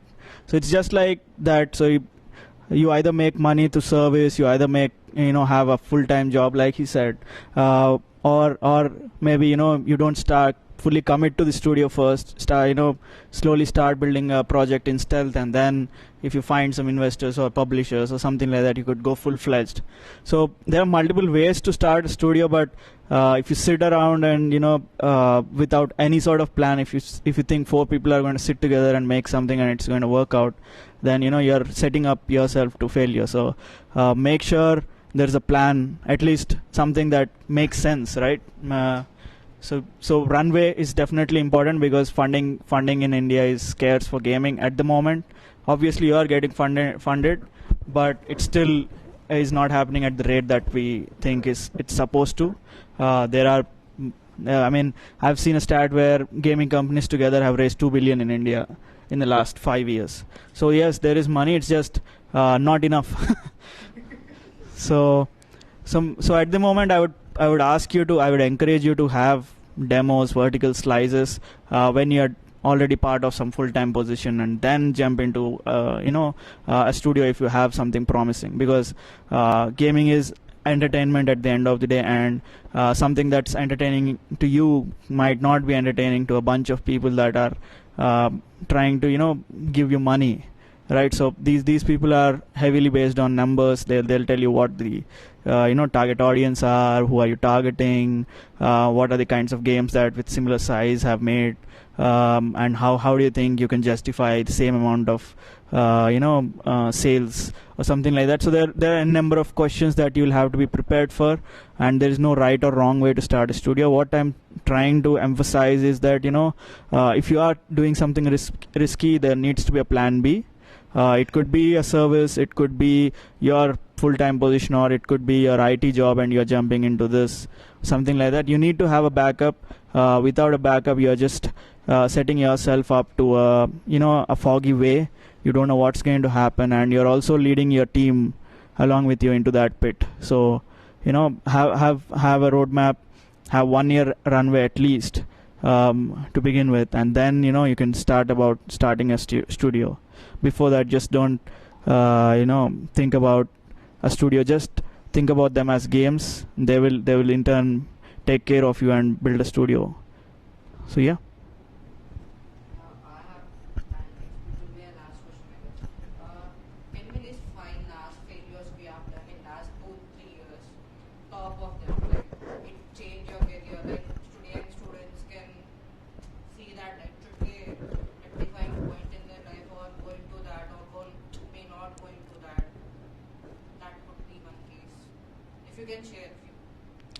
So some of the question you are asking us to explain how Shape It. It's a hyper casual game. Was made literally on nothing, right? So it's a simple game that I launched on App Store. For about 8 months, I didn't know what was happening. I just launched it, a drop in the ocean. Nobody can see it. And after 8 months, it somehow got featured on Chinese App Store, and I got about 70,000 downloads. But After that, it goes out of curation, and then the downloads drop. So this is before me starting the studio. Gamers have played it and whatnot, but at the end of the day, there are thousands of games that are launching every day, and the reason I'm sharing this with you is market many people. If the audience don't know about your game, then there's no point in committing yourself for 3 years or 4 years and making the game. You'll need to figure out a marketing strategy from day one. If you don't have a marketing strategy, find a publisher and let them figure out the marketing strategy. If you are doing an in-house marketing strategy, find the money for marketing, because I'm telling you 70% of your video game budget is going to go for marketing if you're going to do it on your own. So I think that I would necessarily not call it an exact failure, but it was made on nothing. But I definitely did learn that marketing is way more important than making. I mean, obviously you need to have a good game, but if there is no marketing, then your game is nothing. So I have like 2 failures that I'd like to share. One is when I was literally starting out, the first thing I did was, all right, let's open up Unity or Unreal and just try to make something. Let me make a Flappy Bird clone or a Temple Run clone or something like that. I did this for multiple projects, and how many of them do you think ended up seeing the light at the end of the day?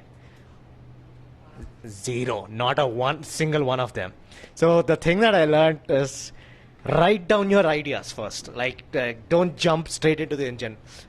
Put down your thought process onto a piece of paper, chalkboard, or even write on the soil. It doesn't really matter, or just talk to somebody. Hey, this is exactly what I want.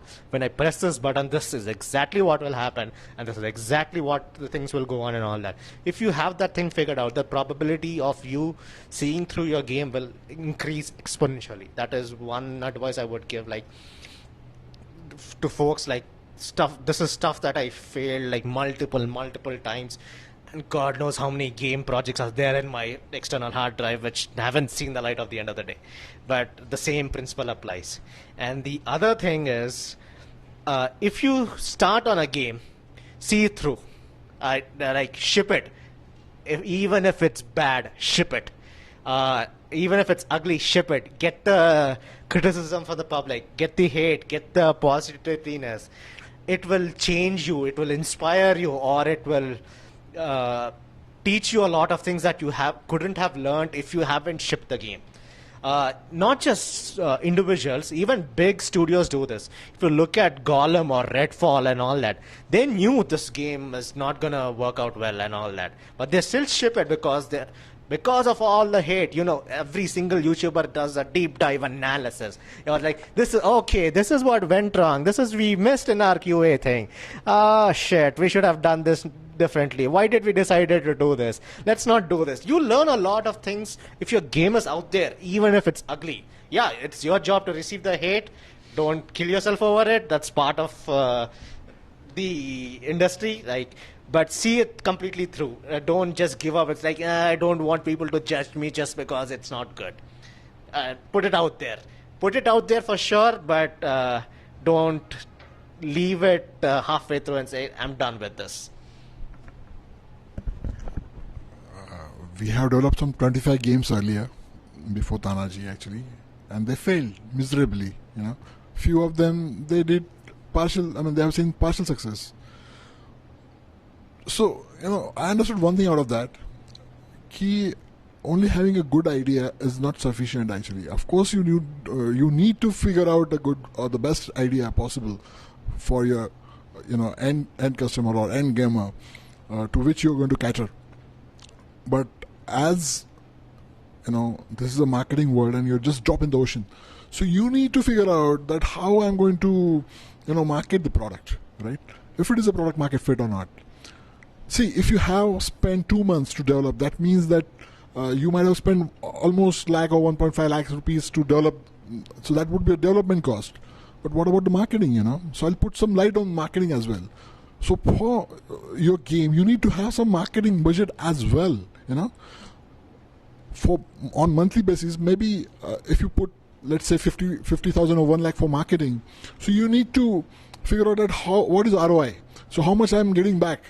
as far as my marketing money is concerned? Is it like 2 lakhs or 3 lakhs I'm getting back out of the market? So how it's going to happen actually? Are my products, are my in-app purchases happening? Are there enough ads in the product actually? So how I'm going to get back the money, you know? So that's the first thing you should keep in mind, and then only you can able to have chances of survival, you know?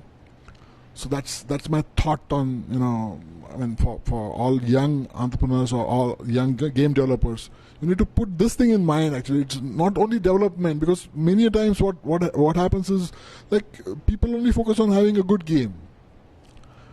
And they just don't know what's the market is like, you know. So there are only few ideas. Once in a blue moon, they are like unique and original. Peter Thiel has a book called 0 to 1, in which he mentioned that, you know, all the basic original ideas are like very, very rare to have. So all these games are like mimics, you know. So they have, you know, the earlier versions, and then you polish them, you tweak them a little, and then you came up with some small innovation, and then you push it again. For example, if you have, let's say, Super Mario, you can have Jai Hanuman, that is an Indian version of that, but that's not sufficient, you know. So you need to have basic, genuine ideas to create a product actually, and it will take a while. It's not happen, you know, out of the blue actually. And if you don't have them, so don't fake, you know. Don't fake it actually. So that's the suggestion I can give it to you. Thank you. Because my field.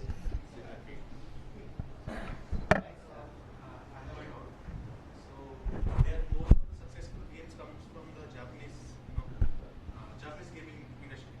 Yakuza, Pac-Man, Super Mario. You know, from the history of from the starting gaming, where is a born, from till date, most of the successful games came from the Japanese culture. So how is that culture is different from the Western culture? It's a complicated, not but it's important, too important. So yes, it's very broad per se. There's a lot of cultural differences between Japanese and English stuff too, but essentially most Japanese games start with this philosophy. Level 1, you rescue a cat. Level 100, kill a god.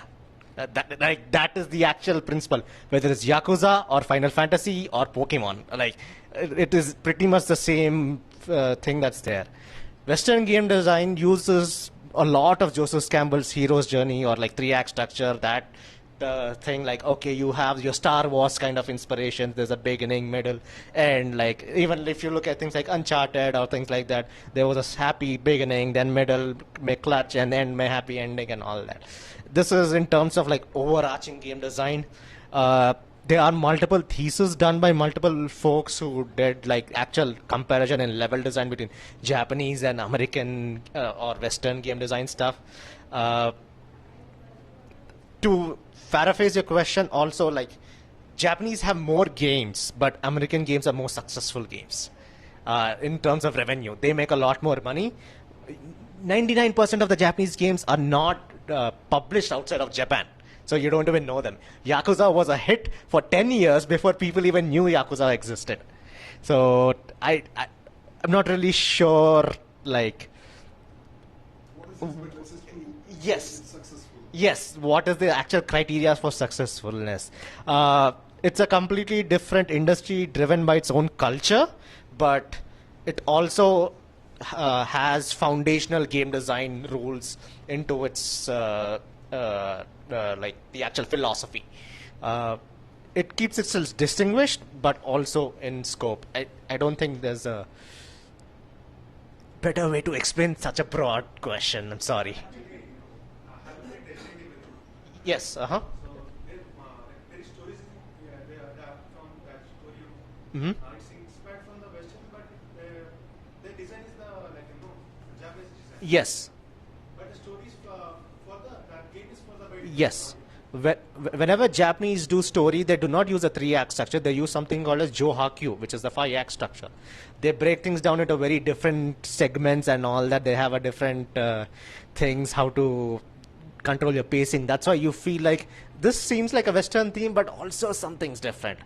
So yeah, it's something that's there in the original Japanese plays, what they did in the Sengoku era and all that. So it has a cultural influences, but they cater to a universal audience. That's something that you have to appeal. Like, I'm sure I'm seeing a lot of games at IGDC, and over here also many games are actually catering to an Indian audience, but you have to understand you have to cater your games to a global audience if you want to stand out on a global space. Yeah, it's okay to start small, and it is fine. It's just they look things at a grander picture. That's it. I mean, the base argument that Japanese games are the best has been there forever. So the West versus the East, right? So it has been there forever, and I wouldn't say one is successful over the other, but I understand where you're coming from, where Japanese developers are the most hardworking, I would say. Yeah, exactly. Even the latest Elden Ring, they put in so much content in it. Like, even after 100 hours, you have something to play in these games, and that is that also plays in the fact that the economies are very different compared to Japanese economy and US economy, where US is more about quality over quantity, and Japanese are more about heavy gameplay influence, and they are more arcade driven because their culture has arcade. They kickstarted arcade when there was no industry to begin with, and even today the biggest consoles, Sony and Nintendo, are their home bases are there. So so they know gaming way before it was a mainstream thing. They had to promote gaming in US. Sony had to have some. Microsoft came in way late, 2 generations late, if I'm not wrong. Yeah, but still Sony had at least one PlayStation that already launched. Yeah. Then Microsoft jumped in. Yeah, so we still have 2 consoles that are driving their economy in Japan itself, right? So definitely then, like, they have built a culture of making games. At the same time, their anime culture, the manga culture has kind of made them well known for art to be in general, right? So there is no argument that who's better, East or West, but I would say that the culture of overworking, the culture of skill, being the masters, right? Even their sushi, they'd have to master it for 10 years or something. So they have their culture. The mastering of skill is something that is baked into their culture, and that's the reason why they do everything. They approach everything with such craftsmanship. If you publish a game to a Japanese thing and all that, and you say like, hey, play our game, the first thing is like, what happens when I press this button? Okay, I'm going to leave this and do this. What's going to happen? They care about the actual moment-to-moment interaction, what exactly happens when I do this, compared to most Western games. Like, all right, this is the same third person this thing. What, like, you do not pay much focus into that and all that. It's, as VK said, it's a huge cultural thing and all that. And also Kiroshi, it's good or bad, I prefer that's the sad part of it. If you guys are not familiar with it, Japanese have this extremely overworking cultural thing that's there in their society. Essentially, like, if you come back home at 6:30 in the night, your neighbors will mock at you. Look at him, he's coming back home so early. He's just slacking off. So it creates a societal pressure, and the sad part about it is there's a lot of suicide rates also in Japan. So because of this overworking culture. That drives your high quality stuff for sure, but at the cost of human lives.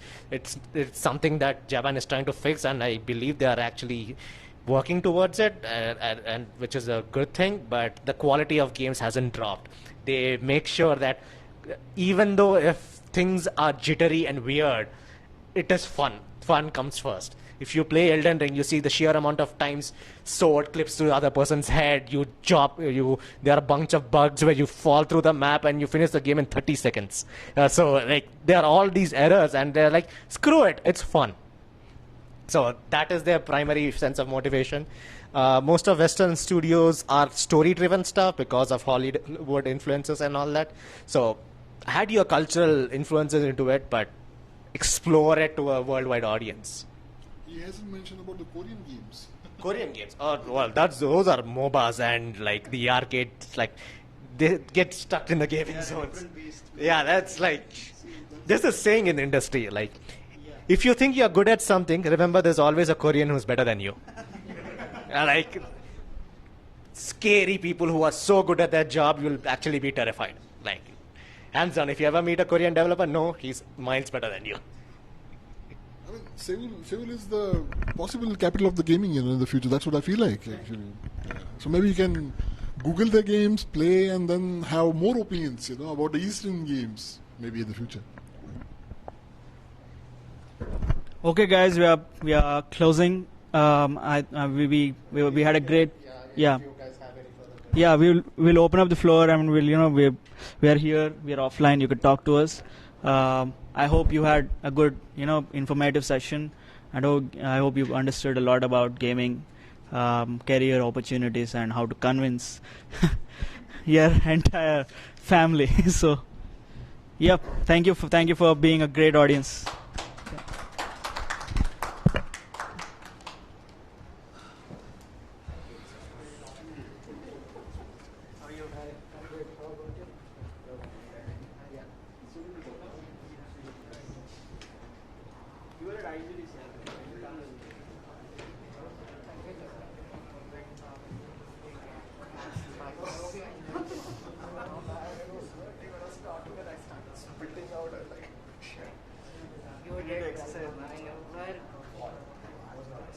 This is the second time I'm talking. The first time I'm so sorry. I'm not really a public speaker. Yeah. This is the second time I'm talking. Collaborate only for this time. I'll be happy to talk to you, man, for sure. Not like, but we want the options.